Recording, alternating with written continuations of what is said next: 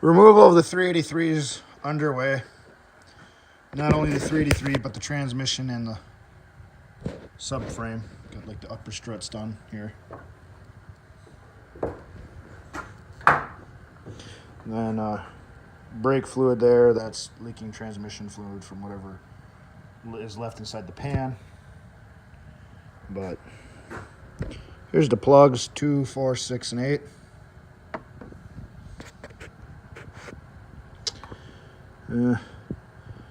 I can see why it was a little hard cold starting. These plugs look pretty wet, and this one looks pretty dry.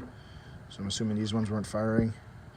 That looks like a lot of anti-seize. So either I got carried away with the anti-seize when I was putting it in, or that happened when I was unscrewing it and there was a glob sitting there, caught some of it. But considering the anti-seize is pretty like clean, might have been when I was pulling it out. It might have been a glob sitting there. So note to self, next time be a little bit more gentle on the anti-seize. Don't get too carried away. Here's 1, 3, 5, and 7. I mean, the car is definitely burning rich. That's, you can tell by the soot on the plugs.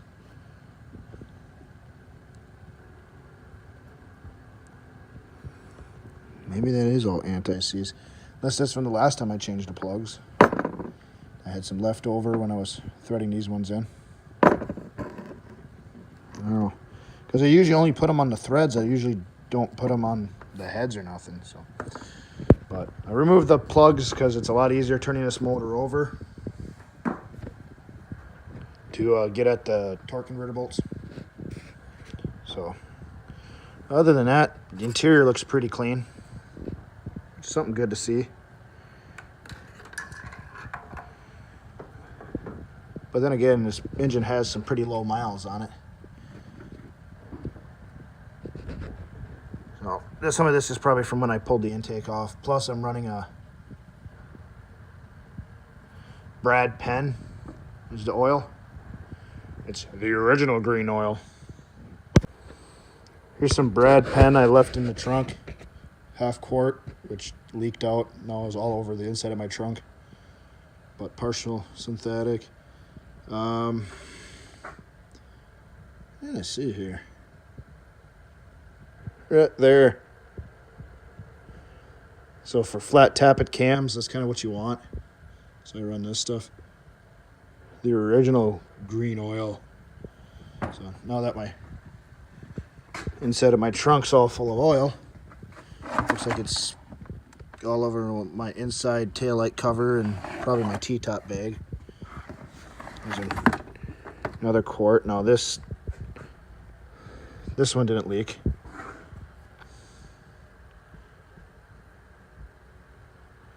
But for like a case of 12, you usually get 12 of these in a case. It's like 100 and little over $100, like $109, so almost $10 a quart. So stuff's not cheap. But kind of keeping all my parts in here.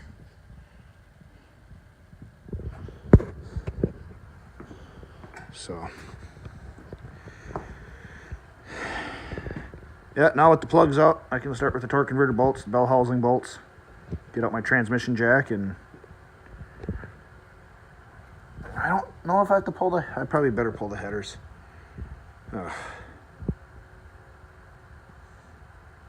Probably pulling the headers, like on this side.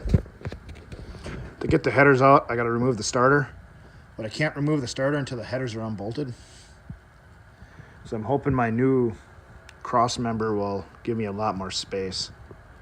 So it'll be a lot easier in the future for working on that stuff. And on that side, I gotta undo my alternator bracket, which that's no big deal, but I don't think that engine will come out of there with the headers on. So.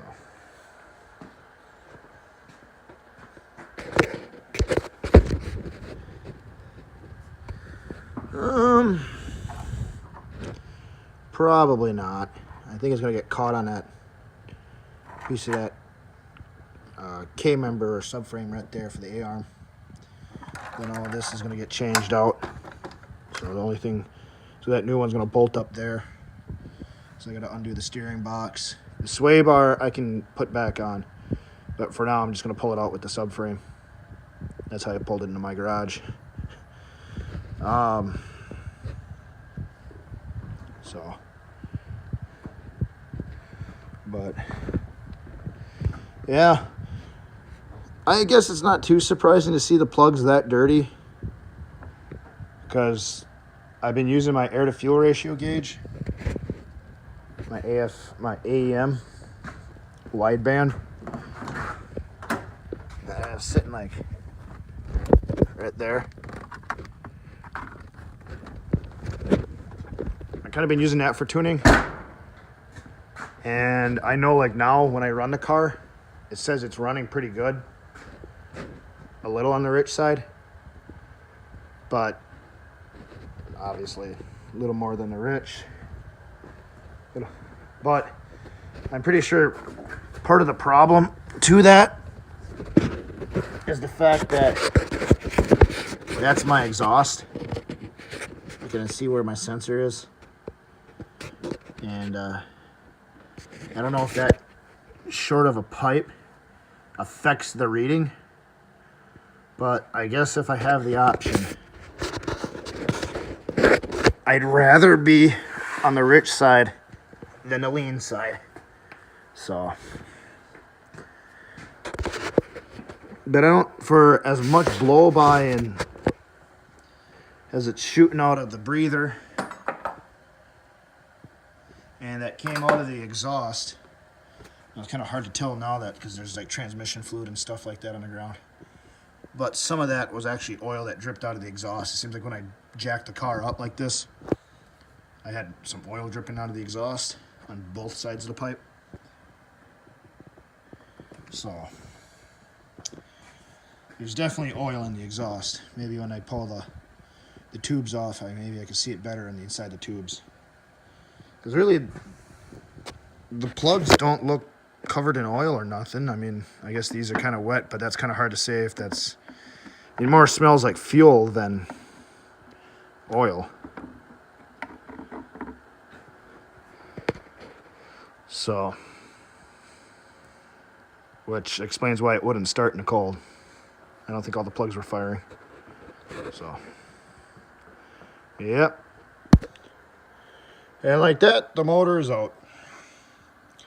I've yet to do it. I'll perfect the way to do it without making a huge mess, as there's coolant and mostly coolant everywhere. It's going to be like that when I pull the transmission out too. I always find a way to make a huge mess. Don't know how I do it, but I do it. So now for removing the K-member, it looks like I got to undo some brake lines. Looks like that one right there runs actually underneath it. So that's going to all have to be redone. Probably the same on this side. Yeah, I can see it right there. So, but removing the engine, pulled the exhaust off. The only thing I found is that my valve cover still leaked. These are my gaskets. So, probably won't know more till I get some heads off or something. What I'll probably do first, I know you should do it when it's warm, but I'll probably just set the intake back on top, drop the distributor in so I got an oil pump, and hook up a starter to a battery, and then spin it over with a compression tester on the cylinders and see if I can locate a bad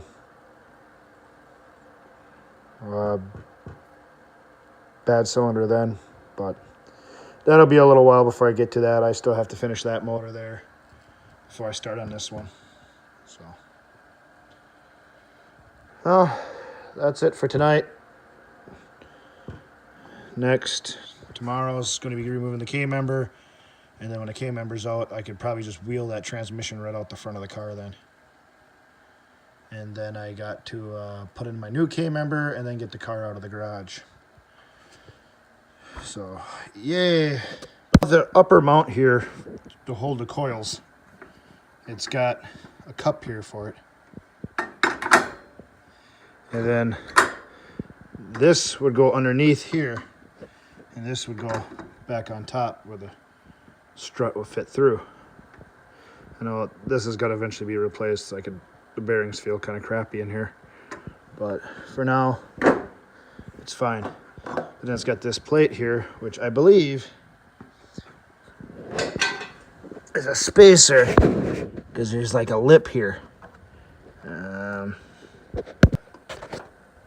It's got that lip there, and I believe that's goes on like that. It acts as like a spacer for that lip. So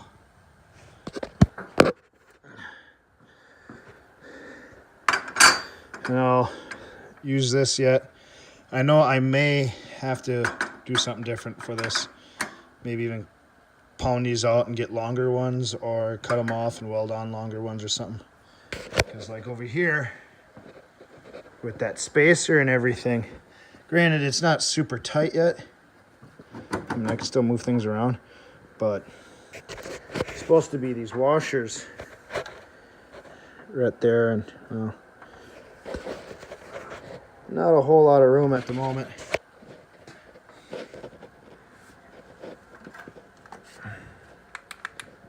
Really? So there you go. You can kind of see it's got that space in between. I mean, granted, there's a little bit of room. It could still get sucked in tight, but then like those pins kind of sit in that cup there.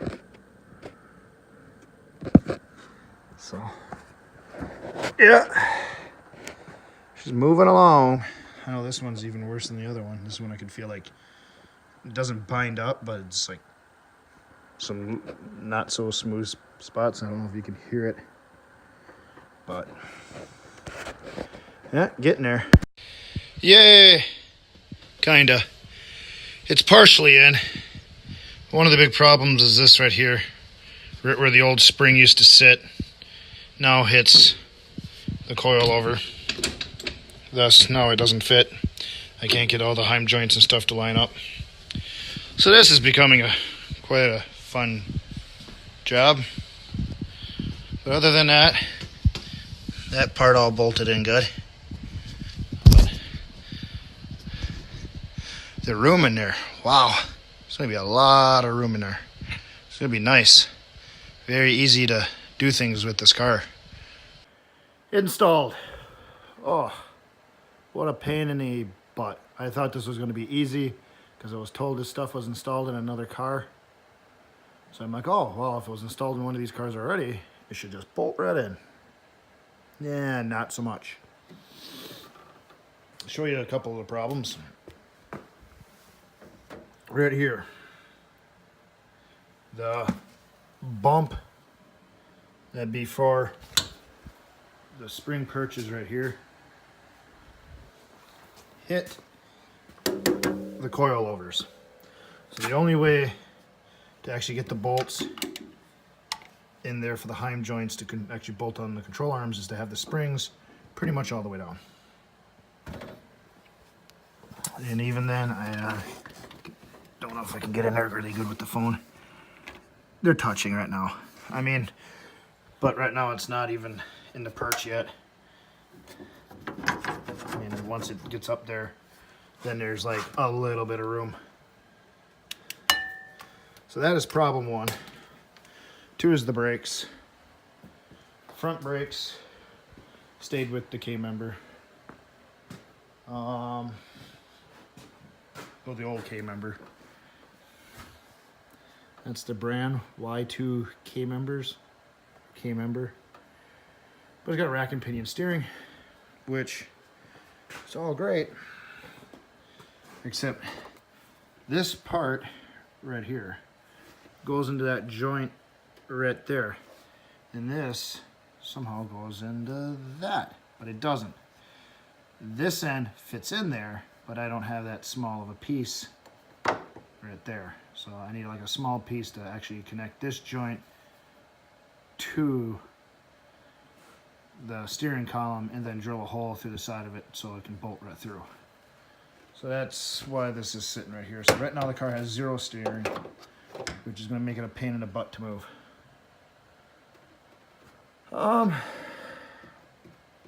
So now I'm going to put some tires on. I'm going to put it on the ground and see how low she sits with the way these. Oh, and it still clears 14-inch tires. So I thought it wasn't going to do that. I thought I'd be stuck with the 15s, but she clears. So that's pretty cool. So now we're going to get her down on the ground and see how low she sits in the front. Go figure, nothing could be easy. Well, it's sitting on the jack, so I can't pull the jack out. And the lug nut, or the stud pitch, is different. Instead of being 12 by 1.25, it's actually half by 20, which is like the same as my 73 Riviera, which is the only vehicle I have right now that has those kind of lug nuts. So I only was able to find one lug nut, and it's sitting on this wheel here. So, yeah, and it is low. Kind of hard to tell right now, but this thing is like super low. Oh, let's see if we can tell. Oh, you can kind of see it gets really, really low. So